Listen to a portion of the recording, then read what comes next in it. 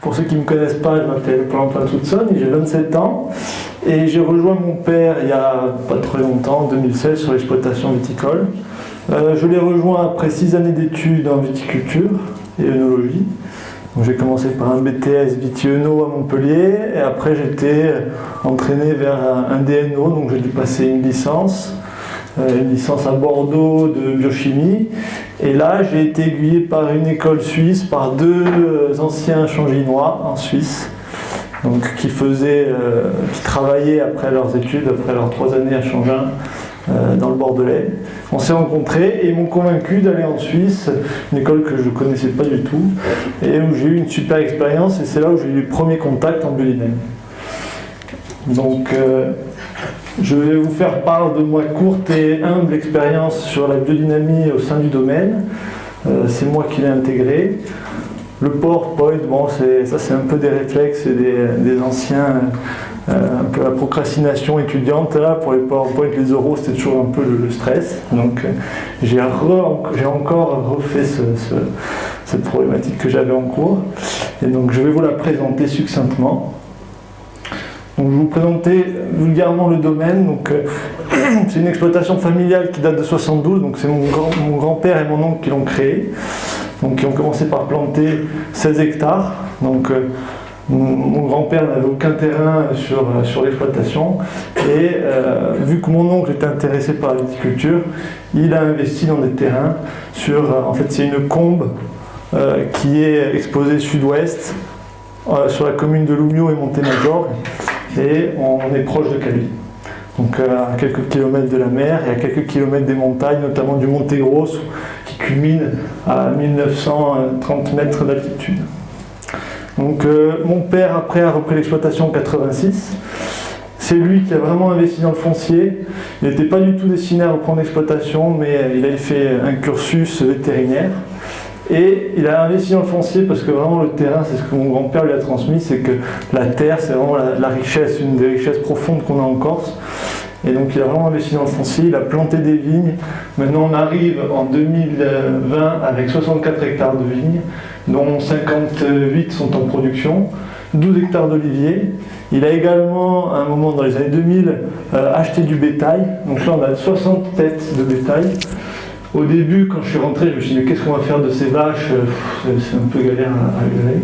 Et maintenant avec la biodynamie, on voit tout le sens en fait de cet organisme agricole, hein, qui est un terme qui m'a beaucoup interpellé quand j'ai discuté avec des biodynamistes. Donc on a 60 têtes de bétail. La certification bio est arrivée en 2013. Il y a toujours eu la philosophie sur le domaine du bio. Mon oncle avait déjà commencé dans les années 70, alors que ce n'était pas du tout dans le courant de pensée. Et mon père, après, est arrivé dessus et a voulu vraiment l'affirmer en 2010, quand il a commencé sa conversion avec EcoCert. Et moi, je suis rentré en 2016 avec la conviction que j'avais vraiment envie de passer en biodynamie. J'y croyais sans vraiment avoir le bagage technique et biodynamique parce que j'ai jamais eu vraiment de stage ou de travaux pratiques sur la biodynamie en viticulture. Mais j'avais la conviction parce qu'on a rencontré énormément de vignerons passionnants et passionnés. Ça va venir dans le prochain thème. Donc là, je vous montre quelques images du domaine. Donc on voit, on est à l'époque, quand mon oncle a investi les lieux où se trouve le domaine et où a grandi le domaine actuellement. Donc il cherchait des plaines en bas de coteaux pour pouvoir mécaniser facilement. Donc là, on est essentiellement sur la partie granitique, un peu pour faire une petite aparté géologique, sur la partie ancienne granitique corse qui est un peu surtout pourtour ouest de la Corse. Donc pédologie assez hétérogène parce qu'on a beaucoup de sablo-limoneux, limono-sableux. On a quelques terrasses argileuses aussi. Et l'une des problématiques qui va alimenter un peu ma recherche sur la biodynamie, c'est ce problème qu'on a très peu de complexes argilo-humiques. On souffre très fort de la sécheresse. Le réchauffement climatique est un problème qui s'accentue de plus en plus. On en voit les stigmates sur les parcelles et sur les millésimes. Et donc la biodynamie est quand même un levier intéressant pour arriver à réguler ces stress physiologiques-là. Donc là on voit certaines parcelles, avec certaines parcelles des fausses camomilles qui poussent. On a quand même un écosystème intéressant, ce que disait Jacques. Il forêt, c'est que la chance qu'on a en Corse, c'est qu'on a quand même une incidence des montagnes, de la mer, on a des haies naturelles qui sont autour des exploitations, on a quand même des îlots assez massifs par rapport à d'autres, des îlots de vigne assez massifs, donc c'est des îlots qui font entre 1 et 6 hectares, mais qui sont assez morcelés dans le paysage. On a vraiment des parcelles qui ne sont pas toutes à proximité. Donc ça, c'est intéressant pour les écosystèmes aussi. Il faut quand même les entretenir et les construire un peu plus, mais on a cet écosystème naturel qui reste intéressant chez nous, sur toute la Corse. Donc la question qui revient souvent, c'est pourquoi la biodynamie ? Donc moi, comme je l'ai dit tout à l'heure, c'était vraiment en Suisse, quand j'étais à Changin, on avait un noyau dur d'amis, et surtout un Alsacien qui était vraiment passionné par ça, par la biodynamie, qui venait d'Amboc-la-Ville, et qui nous a fait découvrir plein de vignerons. J'avais aussi un autre ami qui était d'Alsace et du même village, avec qui j'ai fait mon BTS, qui était moins dans cette mouvance-là, mais on a rencontré notamment les Dietrich, qui sont des cousins de cet ami-là, qui ont monté le domaine Aquilée et qui m'ont fait découvrir des vignerons alsaciens extraordinaires, qui étaient vraiment avant-gardistes sur la biodynamie et qui avaient une approche du terroir assez intéressante, parce qu'on se rend compte que chaque vigneron a vraiment sa définition propre du terroir. Il faut arriver à se l'approprier, parce que c'est très complexe de définir un terroir succinctement et précisément. Mais on voit que chaque vigneron a sa définition propre, et ce qui est intéressant, parce qu'il ne faut pas arrêter un terroir à avoir une définition succincte. C'est très très large, et on le voit notamment avec la pensée biodynamique qui est très large aussi sur toute la science et toutes les préparations et toute l'expérience qu'il y a eu autour. Ce qui m'a beaucoup parlé, c'est quand en discutant avec des vignerons qui m'ont marqué, je vais vous donner quelques noms, comme Michel Grisard au prieuré Saint-Christophe en Savoie, ou alors M. Ostertag en Alsace, ou par exemple quand on a rencontré M. Paco à la Colombe en Suisse, ou alors même Jacques Grange au domaine de Meudon, qui était vraiment pour moi une révélation. Des grandes personnes de la biodynamie qui maintenant font beaucoup parler d'eux, qui à l'époque peut-être étaient un peu comme Jean-Charles, qui étaient un peu les pionniers, qui étaient regardés un peu de travers. Maintenant, ça s'avère quand même des références incontournables de la viticulture internationale.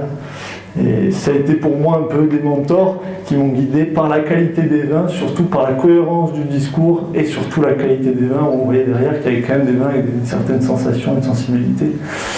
Après, ce qui m'a parlé, c'est vraiment la conception agricole, donc d'un organe agricole et des organes agricoles. Donc c'est avoir une complémentarité et un équilibre au sein du domaine. Et je voyais, en fait, parce que mon père ne m'a jamais poussé à faire la viticulture, lui il a toujours travaillé au nez à l'intuition. Et ça c'est quelque chose que je respecte énormément, parce que je ne pense pas avoir la même intuition que lui. Donc j'essaye de la construire autour vraiment d'échanges, et c'est pour ça que je suis très content qu'il y ait ce congrès ici. C'est pour ça que j'ai oublié de le faire, mais j'aimerais remercier Soazic de m'avoir demandé de faire cette participation. Et surtout tous les partenaires corses, viticulteurs, le CRVI, le CIV, la Chambre d'agriculture, et puis l'Interview aussi, qui ont permis que ce congrès se passe. Parce que c'est avec ces mouvements-là et ces échanges-là qu'on va vraiment arriver à trouver des solutions pérennes pour l'avenir et pour la filière et pour notre patrimoine agricole futur.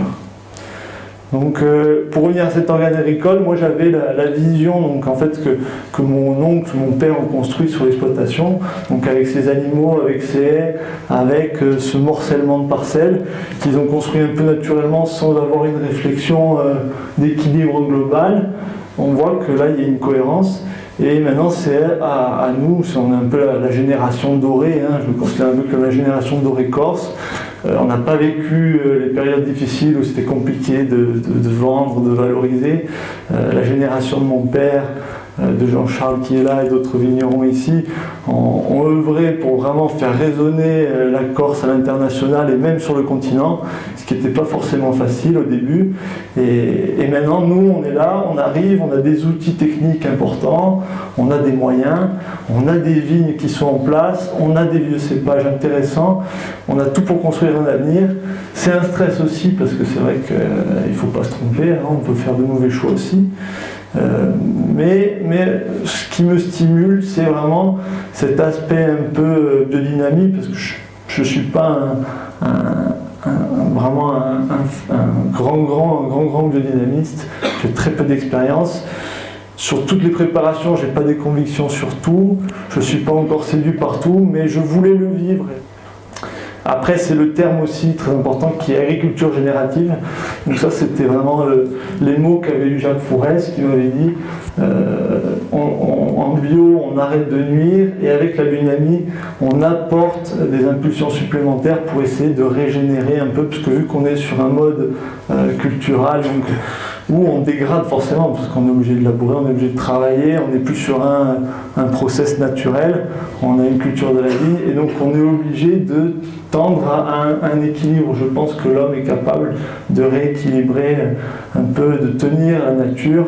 Alors donc on équilibre le paysage avec des haies, avec l'implantation d'arbres, avec un respect de la topographie, de la pédologie.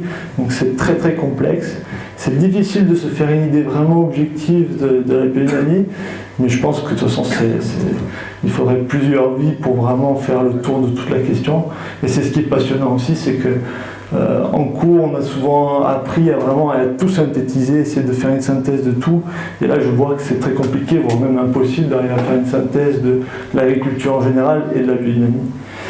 Et ce qui me stimule aussi, c'est que j'ai l'impression que la biodynamie va être un levier pour nous, la nouvelle génération, face au réchauffement climatique et notamment au stress physiologique de la plante. J'ai eu que des expériences vraiment empiriques sur la vigne.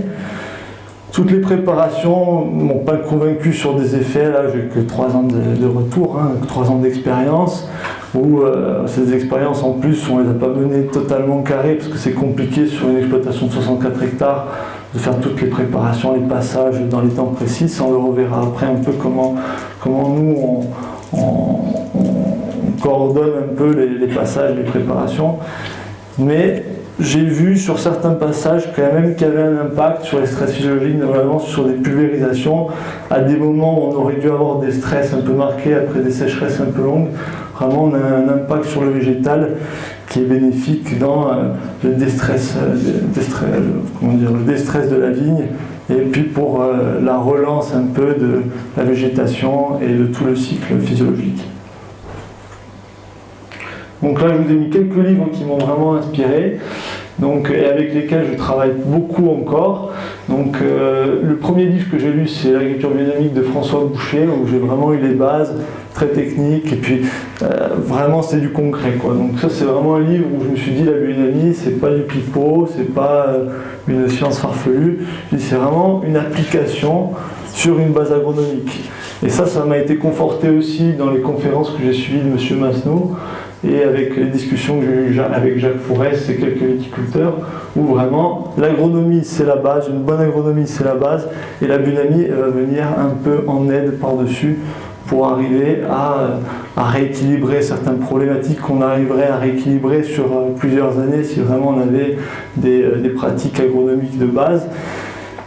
Et voilà, quoi. Et après, c'est vrai que c'est une ouverture d'esprit vers une agronomie plus respectueuse de l'environnement, avec des circuits courts. On est moins dépendant des produits commerciaux qui sont de plus en plus vendus. Et après, le guide pratique d'agriculture biodynamique de Pierre et Vincent Masson, qui est très bien fait.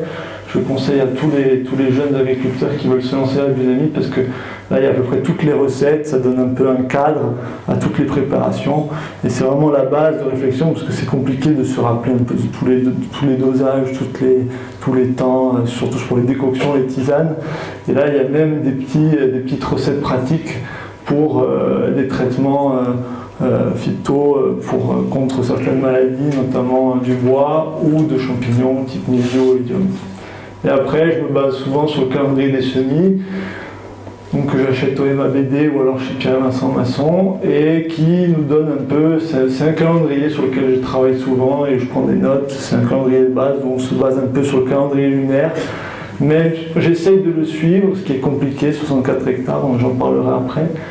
Mais ça donne des grandes lignes, ça nous donne du recul aussi sur toute la partie astrale lunaire.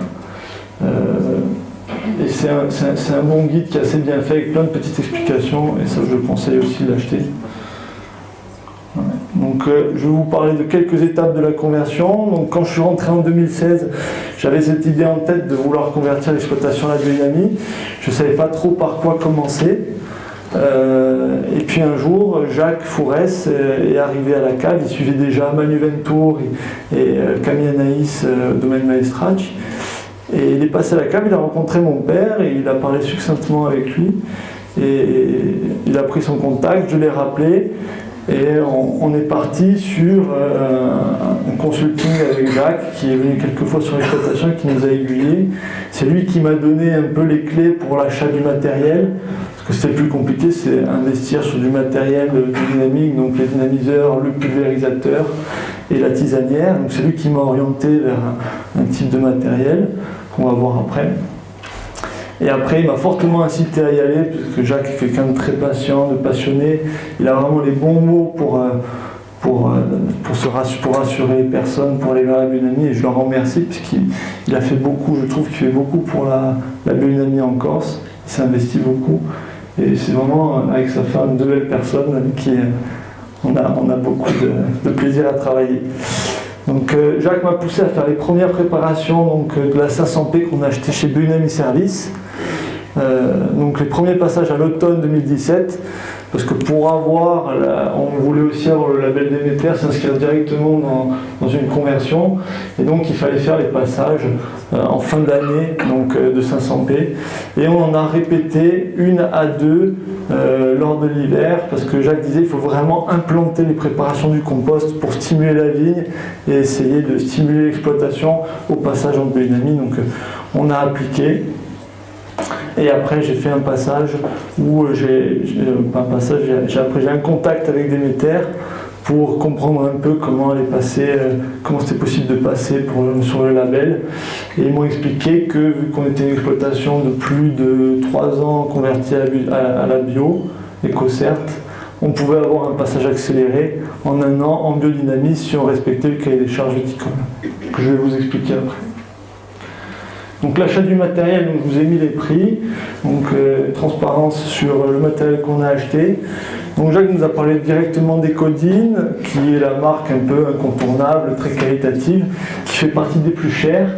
Il y en a beaucoup d'autres. Je sais qu'il y a un papier d'interview qui est passé avec tous les différents pulvérisateurs, dynamiseurs et qui sont disponibles à l'achat. Il faut leur demander... Pardon ? C'est du matériel explosif. C'est très explosif, le dynamiteur. Hein. On est encore. Ça c'est l'autocontrôle. C'est le petit lapsus. Donc, le dimensionnement, il a été construit sur un pulvérisateur de 500 litres, donc quasiment les plus gros qu'il faisait, donc en portée. Ecodine aussi, donc on voit ici où on a les deux buses, les deux buses oscillantes, 2x4 buses oscillantes pour la 500, donc qui va nous permettre de faire des grosses gouttelettes et pulvériser la bouse de corps, la 500, 500P et même le compost de bouse Mariatune sur les parcelles en pluie, en sorte de pluie. Donc c'est tout simple, hein. L'intérêt de ce matériel-là, c'est qu'il est assez qualitatif, c'est de la construction très simple et on peut faire des réparations vraiment très facilement avec du matériel qu'on achète dans les boutiques un peu de matériel du coin. Donc pas besoin d'avoir un revendeur sur place ou d'être obligé de passer par un mécanicien, c'est très simple de travailler là-dessus. 2 dynamiseurs, un 250 et un 210 litres. Pour pouvoir faire 360 litres de préparation, parce que la problématique c'est le temps de passage. Vu qu'on a des parcelles qui sont assez morcelées, on a des fois 20-25 minutes de route pour aller sur la parcelle la plus loin, donc pour ne pas dépasser les 2 heures de temps entre la dynamisation et la pulvérisation, on voulait avoir quand même des passages assez courts. Donc avec 360 litres, on arrive à faire à peu près 45 litres hectares, on fait à peu près 9 hectares en presque 2 heures, quoi, en pulvérisation. Et en même temps, on peut lancer une autre dynamisation, une demi-heure, 40 minutes après qu'on ait fait la première, pour pouvoir enchaîner dans la foulée. On a une tisanière de 400 litres aussi pour permettre de chauffer l'eau, et ça c'est des écrits aussi qu'on lit un peu. Là, je suis abonné à la revue Biodynamisme du MABD qui est hyper intéressante, il y a plein de petits articles, mais avec des bases scientifiques hyper pointues et vraiment des intervenants qui sont passionnants, et où on parlait un peu des températures de chauffe, de l'eau, et on voit vraiment que l'eau est la base en fait de la dynamisation. Donc on chauffe l'eau autour des 30 degrés. Après, on réalise la dynamisation donc dans 250 et 110. 110, c'est pour pouvoir faire aussi des plus petits volumes de bouillie si on a des plus petits hectares à passer, parce que c'est délicat d'avoir un planning de traitement, de pulvérisation cohérent et de le prévoir. On travaille souvent en conditions au jour le jour, parce que c'est surtout les conditions climatiques qui vont impacter la pulvérisation. Donc c'est un investissement assez lourd que mon père m'a validé assez rapidement, parce qu'au début j'étais destiné à partir faire mes armes un peu à l'étranger, et le fait du passage en biodynamie ça lui a permis de me garder assez rapidement sur l'exploitation, et donc il a vite cédé au coût un peu important. C'est un coût énorme pour des petits vignerons, je comprends. Moi j'ai la chance d'avoir une exploitation qui a des fonds et qui est capable de faire un tel investissement, mais il y a d'autres matériels en autoconstruction ou des dynamiseurs beaucoup moins chers qui sont disponibles. Nous, on a pris un peu le haut de gamme parce qu'on pouvait se le permettre et que mon père l'a validé, donc je suis très content aussi. Après, les eaux-dynamisations, c'était un peu le point qui me perturbait le plus, parce que c'était ce qui semblait le plus compliqué d'après les viticulteurs. Donc nous, on avait une eau de forage, donc on est sur des eaux qui descendent des massifs qui sont autour du domaine, et donc on n'est que sur des granites, donc pas de problème de dureté d'eau. Donc on est sur des eaux acides, donc ça pas de souci. Après, il n'y a pas de pollution. Je pensais qu'il n'y avait pas de pollution possible, parce qu'on était vraiment dans une zone où il n'y avait que du pastoralisme, quelques bergers, des vaches, nos vignes, donc qui n'ont quasiment jamais été conduits en conventionnel. Il y avait eu des vignes à l'époque, mais qui étaient conduites en conventionnel sur des caves coopératives qui n'étaient pas de chez nous, mais qui n'étaient pas dans l'implantation un peu des réseaux où s'écoulait l'eau.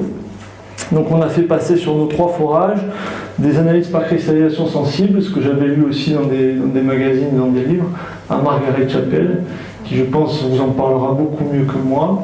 Elle va faire une intervention. Et donc là on a les 3 forages, et elle a fait vraiment une analyse très précise de ces 3 forages, qui est très intéressante. Donc les 3 étaient propices à la pulvérisation et à la biodynamie, mais on en a sélectionné une qui est un peu plus bas, qui paraissait d'après elle la plus intéressante. Et en fait, c'est une des zones où on a le plus d'eau, et ça s'appelle Padoule, et c'est une zone un peu en bas-fond où on a une accumulation d'eau importante. Donc on utilise cette eau-là, et tous les ans, on fait quand même une analyse par cristallisation sensible pour voir si l'eau est toujours apte à la pulvérisation. Donc je pense que c'est vraiment une base importante à faire. Donc les préparations. Donc ce qu'on essaye de faire, et ce qu'a essayé d'impulser Jacques sur l'exploitation, c'est de faire 3 passages par an, au minimum, de 500 et 500 P. Le retour d'expérience que j'ai, c'est que la première année, on a fait énormément de 500, j'ai pas fait assez de 501, et en plus... Pardon ? C'était de la 500P. Ça c'est de la 500P, que de la 500P, avec les préparations justement pour stimuler un peu les parcelles à la biodynamie et aux préparations du compost, et pour stimuler un peu la croissance, la réactivité microbiologique des sols, la vie des sols. Et en fait, on est tombé sur une année 2018 très pluvieuse au printemps, donc des vigueurs incroyables. Donc c'est très compliqué à gérer. Donc là, j'ai fait peut-être une erreur d'en faire trop. J'ai fait beaucoup de passages, et après, c'était compliqué de gérer par la suite avec les pressions mildiou. Bon, on s'en est bien sorti, on n'a pas eu de période de récolte, mais c'était quand même chaud, on a traité assez tard. On est resté on a fait entre 2,2 kg et 3,2 kg de cuivre à l'hectare, donc ça reste encore raisonnable. Mais j'ai eu chaud, et j'ai eu peur que mon père me dit non, tu arrêtes tes conneries et tu restes en cave.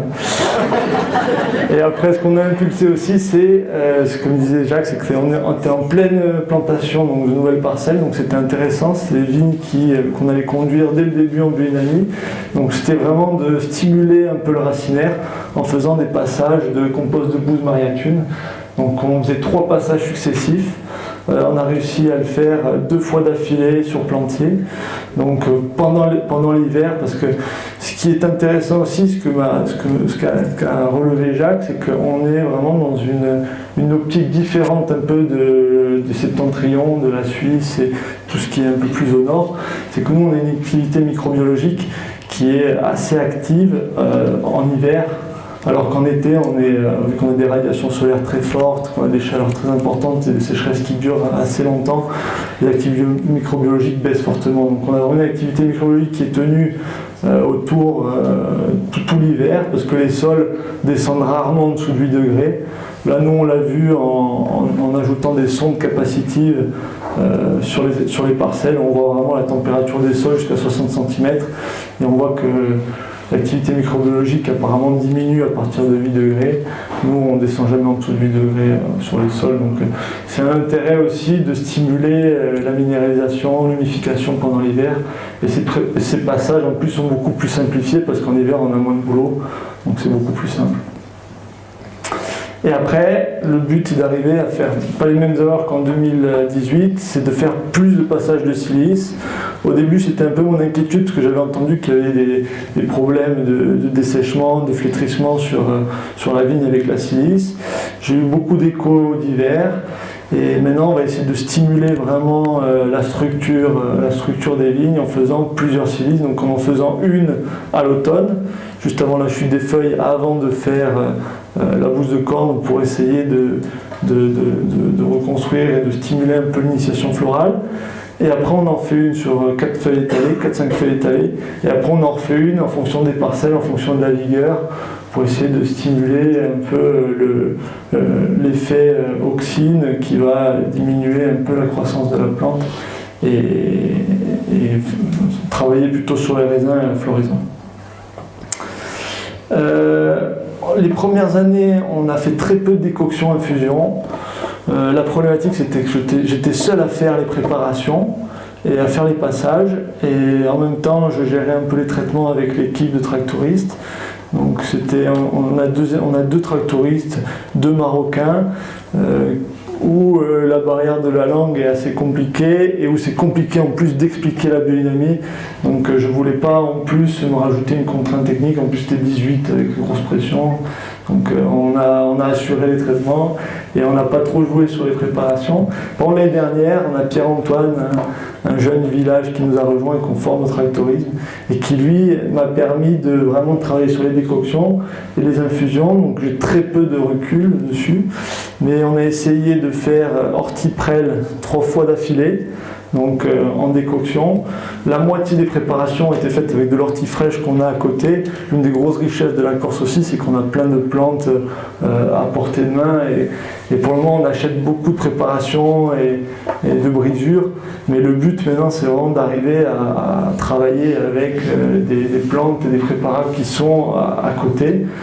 Donc on a fait 3 prêles ortie et après on a fait pissenlit, camomille, on a fait de l'aquilée et après on a essayé, c'est sous l'impulsion un peu de Jacques, Manu Ventour, il n'avait pas sûrement plus d'expérience que moi là-dessus, sur l'hydrolat d'immortel parce qu'on a la chance d'avoir une distillerie à côté de chez nous et donc travailler sur les stress hydriques parce que c'est ce qui m'inquiète le plus, c'est les stress hydriques et la physiologie végétale. Donc c'est essayer de déstresser la plante et de stimuler la plante face à ces stress physiologiques qui vont être de plus en plus graves et de plus en plus longs. Donc avec l'hydrolat, je vous avoue que les résultats étaient mitigés, j'ai pas des résultats flagrants, je dis c'est génial, ça marche à fond, mais bon de toute façon on vient de commencer, c'est une impulsion qui met du temps à prendre et j'y crois à fond, mais c'est vrai que faut faire le test soi-même de toute façon je pense pour vraiment se faire une idée concrète. Donc nous on a choisi de passer chez Déméter. Donc pour ceux qui ne le savent pas, il y a deux labels en viticulture, donc il y a Déméter et il y a Biodivin. Donc Biodivin, ça fait un peu partie de l'élite viticole, où là on est sur dégustation aussi, la dégustation. Le cahier des charges Déméter, il était intéressant pour nous parce qu'il y a vraiment un cahier des charges viti qui est à part. Et après, si on veut le label avec le logo Déméter, là, il y a un cahier des charges ENO qu'on peut appliquer et on peut prétendre à une partie en Déméter ou non. Donc on peut faire au choix, mais il faut vraiment appliquer le cahier des charges Viti à 100%. Donc le cahier des charges, les contraintes, je vous ai mis les plus grosses contraintes. Donc c'est le cuivre métal à 3 kg pour 5 ans. Donc chez nous, j'ai l'impression, à part quelques vraiment îlots au centre-Corse, il n'y a pas de grosses contraintes face au cuivre, surtout chez nous à Calvi, où le mildiou, à part 18, où c'était assez compliqué, mais on n'a jamais de pression de mildiou. Mon père d'expérience n'a jamais eu de grosse pression de mildiou. Et après, il nous impose un passage de 500, un passage de 501, donc bouse de corne, un passage de silice de corne, et après un passage de préparation du compost, donc qui peut passer soit par une 500 préparée, soit par un compost de bouse mariatune. Et il nous laisse, donc on était obligé de convertir l'ensemble de l'exploitation la première année, donc qui rentre en production, donc la viticulture, et il nous laisse 5 ans pour convertir toute la surface agricole utile, donc là qui est à peu près 250 hectares. Donc là, avec les effectifs qu'on a et le matériel, ça va être compliqué de faire les passages partout. On va essayer de s'y tenir.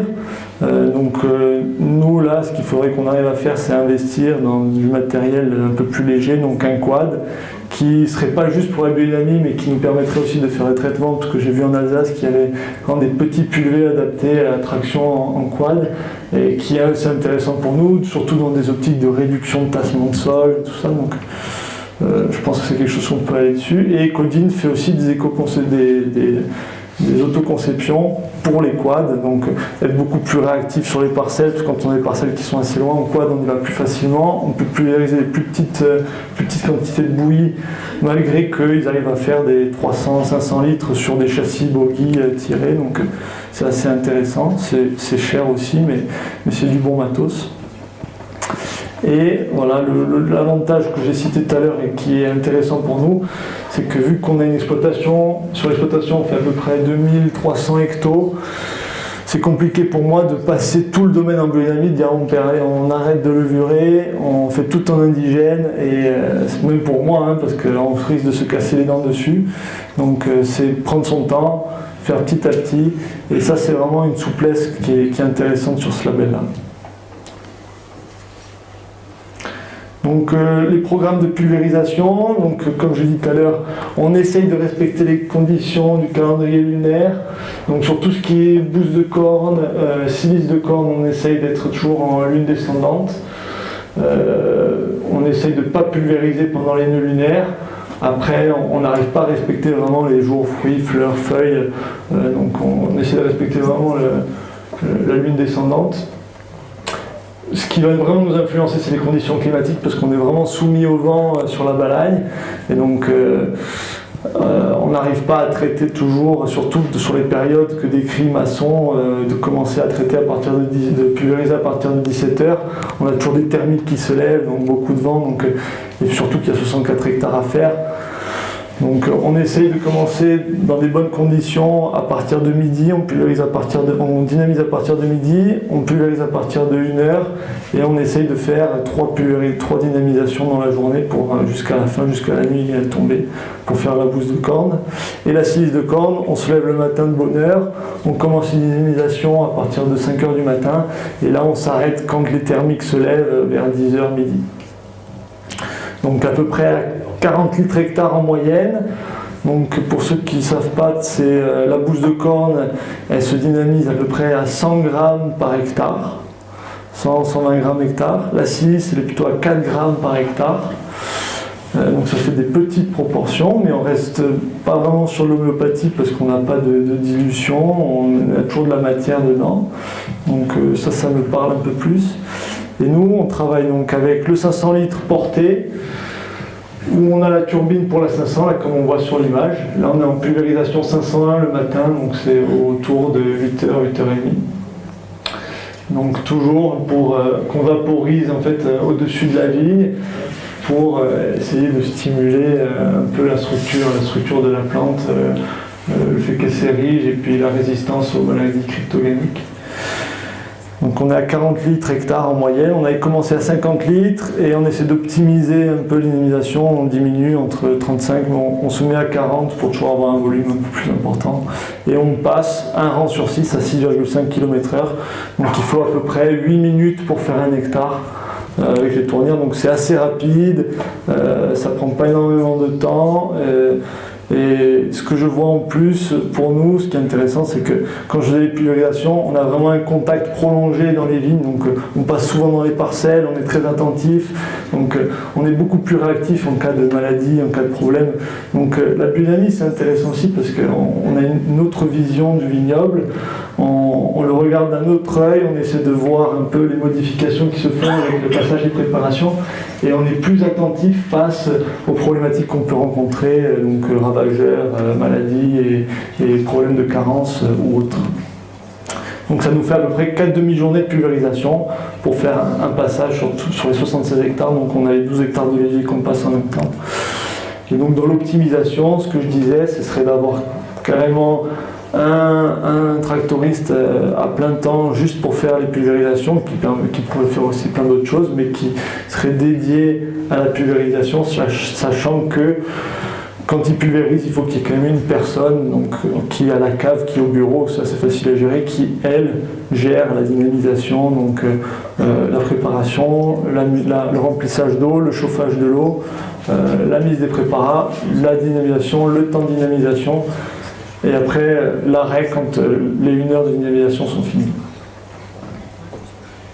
Et il nous faudrait une personne et donc un quad en plus ou un tracteur en plus avec une cuve pour arriver à réduire et faire en quasiment 2 journées terminer toutes les pulvérisations si les conditions sont réunies. Donc les perspectives que je vois pour moi sur l'exploitation, donc moi j'ai très peu de données à vous donner parce que au début j'ai voulu vraiment faire des parcelles témoins, des parcelles traitées, mais c'est très compliqué parce que sur le cursus scolaire on nous apprend vraiment à avoir des paramètres très précis et j'ai l'impression qu'on était trop vague sur ce que j'ai fait. On n'a pas pris en compte vraiment la pédologie très précise des parcellaires. C'était trop brouillon, donc ça me contrariait un peu, donc j'ai dit allez on passe tout, on s'embête pas à faire des modalités, on le fera peut-être à un autre moment quand on aura plus de temps, et de toute façon c'est pas moi qui vais révolutionner la biodynamie. Et donc là ce que je trouve intéressant c'est de trouver vraiment, là on pourrait faire des petites expérimentations mais assez rapides sur l'étude en fait de l'impact des préparations sur le potentiel hydrique. On travaille un peu avec un algorithme et un laboratoire conseil qui nous suit, Nathalie, sur le stress hydrique des plantes, donc avec le logiciel ITK, et ils viennent faire 3 fois par an des relevés avec des sondes capacitives pour voir un peu le potentiel hydrique et rééquilibrer leur algorithme et voir s'ils sont sur la bonne ligne ou pas, si c'est cohérent. Jusque maintenant, c'est assez cohérent, on a 2 ans de recul. Et ce qui serait intéressant, c'est de faire des modalités avec différentes pulvérisations au moment des périodes un peu de stress, pour voir si vraiment la préparation sur une parcelle homogène va induire des potentiels hydriques plus faibles, donc des stress physiologiques plus faibles. Donc ça, c'est quelque chose qu'on aimerait mener cette année. Après, ce qu'on aimerait faire aussi, c'est vraiment optimiser les bovins, donc faire une zone de stabilisation pour réaliser nos propres composts. Donc, comme je l'ai dit tout à l'heure, on est sur des sables limoneux, sur la grosse partie du domaine. Donc, on a vraiment des difficultés à faire des complexes argilo-humiques, on a des CEC très basses, donc des capacités d'échange cationique très basses, très faibles. Donc on a un stock qui est très faible, les vignes répondent très vite à des excès d'eau, mais aussi à des stress hydriques, à des sécheresses. Et donc c'est essayer de stimuler un peu ce complexe, donc cet humus, Et donc arriver à faire nos propres composts, j'ai l'impression que les composts du marché, c'est quand même assez important, c'est assez cher, d'arriver à faire nos propres composts, des composts peut-être peu mûrs sur nos parcelles, ça nous permettrait de capter de l'eau, optimiser la vie microbienne et arriver à un équilibre après presque naturel de la parcelle, quoi. Et on a 60 têtes de bovins, donc on a la capacité de faire un compost bovin intéressant. En plus qu'on a des mares. Le problème des mares, c'est la question qu'on se pose, on va l'expérimenter, on va essayer de composter les mares de façon très tardive, faire des mares très mûres, parce qu'on a beaucoup de potasse dans les sols, on les retrouve dans les vins et on a des problèmes d'acidité, de baisse d'acidité et des acidifications dues à la potasse qu'on retrouve énormément dans nos sols. Et après, ce qu'on aimerait créer, ça c'est sous l'impulsion de Jacques, c'est de faire une animation d'un groupe de préparation biodynamique, donc pas forcément le cibler sur la Haute-Corse, mais essayer d'avoir un collectif. Nous, on a la capacité de mettre la bouse de vache à disposition, et c'est d'arriver vraiment à faire un collectif où on arrivera à se rencontrer. Je pense que l'échange, c'est hyper important, parce que moi, ce qui m'a élevé, et ce qui m'a vraiment conduit à aller vers là, c'est les échanges avec les vignerons, c'est les échanges avec les sommeliers, c'est les échanges avec les techniciens, avec les chercheurs. Et je vois que dans beaucoup de régions, c'est en place. Nous, maintenant, c'est la nouvelle génération de se bouger un peu, d'essayer de faire bouger les choses et essayer de faire un groupement où on arrivera à faire les préparations. Donc, on a fait 2 événements comme ça grâce à Jacques. On en a fait un en 2018 où on a enterré, donc on a fait de la bouse de corne, on a fait une silice de corne auparavant. Que je vais vous exposer les cristallisations sensibles de Margaret Chapel. Donc bon, on est au début, donc on n'a pas des préparations qui sont peut-être au même niveau que des préparations qu'on pourrait acheter au MABD ou chez Biodynamie Service, mais là, si vous voulez, c'est une bouse de corne qu'on a fait sur l'exploitation avec les bouses de vache du domaine, des cornes que Jacques a achetées et nous a ramenées. Là maintenant, on arrive avec l'abattoir de Ponteletch à récupérer certaines de nos cornes. Donc arriver avec nos cheptels et des vaches vieillissantes, arriver à récupérer des cornes de vache. On a fait 2 préparations 501. Donc ça c'est assez intéressant. Le problème c'est qu'on achète la poudre de quartz, le quartz broyé, on l'achète au MABD.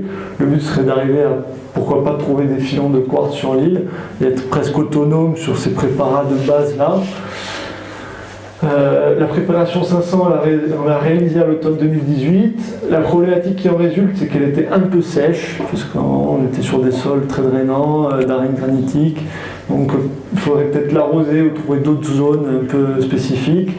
Jacques il est géobiologue également, donc il a vraiment trouvé les zones propices. Et on voit que sur la cristallisation sensible, l'analyse que je vais vous exposer après de Margaret Chapel, que c'est des composts de bouse qui sont viables et qui sont intéressants aussi. Donc après, à expérimenter au vignoble. Et après, ce serait bien qu'avec le groupement, on arrive à faire des projets de récolte de certaines plantes comme très faciles qu'on a à côté, comme l'ortie, comme l'écorce de chêne, comme certaines achillées ou de la camomille qu'on puisse retrouver. Donc voilà, c'est un peu ce projet-là qu'on aimerait mener. Donc là, vous avez quelques photos de la journée préparation. Donc à gauche, vous avez la bouse de corne et à droite, vous avez l'enterrement de la silice. Donc ça, c'est sur l'exploitation. Et ça, voilà, ça c'est la cristallisation sensible de la bouse de corne qui a été faite en 2018, qui a été déterrée en 2019. Donc avec l'analyse de Margaret Chapel qui est assez claire, elle dit que les conditions de stockage n'étaient pas non plus idéales, elle a un peu desséché, mais elle a gardé quand même toutes ses forces de vie et qu'elle est assez intéressante. Donc ça me stimule aussi de voir ça, parce que c'est vrai que cristallisation sensible, quand on va parler les premiers temps, c'est assez complexe. Et ça paraît assez fou. Et la première année, en 2018, quand j'ai envoyé des vins, elle a réussi vraiment à déceler les problématiques qu'on avait eues au vignoble. Donc j'ai envoyé 2 vins, et ce qui est assez incroyable, c'est que sur la description qu'elle a faite de la cristallisation sensible, sans connaître le domaine, sans qu'on ait discuté, elle m'a fait vraiment un descriptif du vin et des problématiques qu'on avait en vigne avec des attaques de champignons à certains moments, ce qui était vrai. Et donc elle le voyait sur les cœurs. Je ne serais pas analysé une cristallisation sensible, je ne suis pas fait ça, mais la description était vraiment, moi, elle m'a mis un peu sur le cul vulgairement. Et donc ça me stimule encore plus pour approfondir un peu ces connaissances-là, notamment en biodynamique. Et donc mon retour d'expérience, qui est, en toute humilité, qui est assez faible. Hein.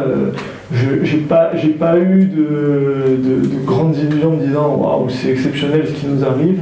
Mais ce que je vois, c'est que la biodynamie m'a permis de m'ouvrir un peu l'esprit à la viticulture, aux préparations, au respect du terroir, parce que c'est vrai que c'est quand même le fondement. Si tous les vignerons vont vers la biodynamie, c'est dans un but précis, c'est la recherche du terroir, d'une expression particulière, d'une expression très pure. Et ça, je pense que c'est un travail qui est sur plusieurs générations et qui ne s'arrêtera jamais. Et ce à quoi je crois, c'est que ça va être un levier pour nous face au réchauffement climatique. Ça ne va pas être vraiment la solution miracle, mais ça va nous permettre de nous accompagner. Et moi, je vois que de passer les préparations, ça me fait du bien, ça me donne de l'espoir, parce qu'on a l'impression de vraiment faire quelque chose qui a du sens. On n'est que sur des produits qui sont naturels, circuits courts, qui peuvent même être à côté de chez nous. Donc ça, même si ça fait pas de bien, ça fera pas de mal. Donc on n'est plus du tout sur ce qui s'est passé auparavant, même si on ne peut pas le reprocher aux anciens. Mais là, on est vraiment sur quelque chose où on prend plus de sa personne, on prend plus de temps, on fait plus de passages en tracteur. C'est assez infime, quoi, ces passages. Et ça nous permet d'être un peu plus au vignoble, de réfléchir différemment, d'avoir une autre vision du sol, de la plante, nous ouvrir. Et de toute façon, c'est tellement complexe qu'on ne pourra jamais faire le tour de la question. Et voilà, quoi. Je sais pas trop quoi vous dire. Et oui, j'avais autre chose, j'ai plus en tête. Mais bon, c'est sain, quoi. C'est quelque chose de sain, le vignoble corse s'y prête. Je comprends qu'on ne puisse pas vraiment adhérer à ces principes-là, parce que des fois ils font un peu peur et ils font un peu trop pousser. Mais vraiment, si on rentre dans le fin fond de la biodynamie, qu'on s'intéresse vraiment à fond et qu'on parle avec les bonnes personnes, on se rend compte qu'il y a un fondement scientifique qui est assez incroyable, sur des bases physiques, chimiques, vraiment. C'est Jacques qui m'a montré un peu ça, avec des bases de chimie de base et de physique. On peut arriver à tout expliquer une grosse partie, pas tout, pardon, mais une grosse partie. Et ce qui est intéressant aussi, c'est de voir que la biodynamie, elle va nous apporter une autre réflexion, quoi, sur la vision du monde et sur la vision de l'agriculture. Surtout face à un réchauffement climatique où on nous matraque la tête en disant qu'on fait partie des terroirs qui vont être les premiers à passer à la trappe. Donc il faut résister et il faut montrer qu'on a un terroir d'avenir et qu'on va s'adapter face à ce réchauffement climatique et à ces problématiques qui vont perdurer. Bon, je n'ai pas dit tout ce que je voulais, mais trop de mémoire. Je vous remercie de votre attention. Bon congrès.